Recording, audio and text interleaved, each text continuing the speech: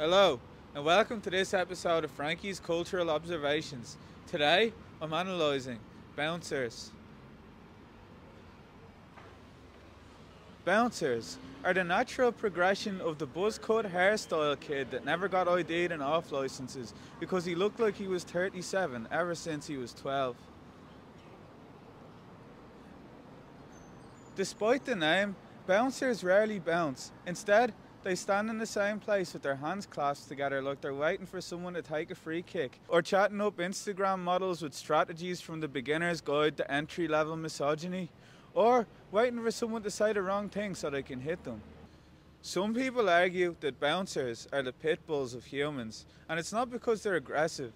They're just heavy mouth breathers, always starving, and have to wear a mask to bed due to sleep apnea. Bouncers are the gatekeepers of the nightclub entry, the guardians of the dance floor, the shiners of torches in the patio of the smoking area looking for ground scores so they can pick them up and snort them themselves. It's a bouncer's job to turn individualism away at the door, and if individualism doesn't like it, it's the bouncer's job to leave individualism in a coma. Stop laughing.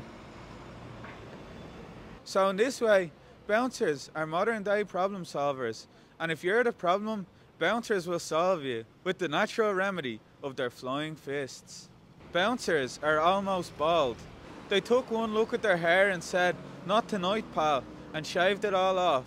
Or they just lost it because of the testosterone drugs that they may or may not be on. Hair is an occupational hazard for bouncers. It gets in the way of a nice clean headbutt.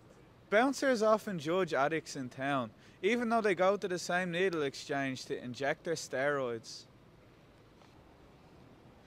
Bouncers and astrology are inextricably linked, so if you want to get into a nightclub, be warned, the bouncer will ask you about your star sign in an attempt to find out what you're like when Mercury is in retrograde and they have you in side control. Get off! Easy! Get off! Bouncers often lure you into a false sense of security by using positive adjectives like pal or buddy. This is known as the buddy-pal sliding scale. The more times they use these phrases, the angrier they get, and the more likely you'll be sent away in a stretcher.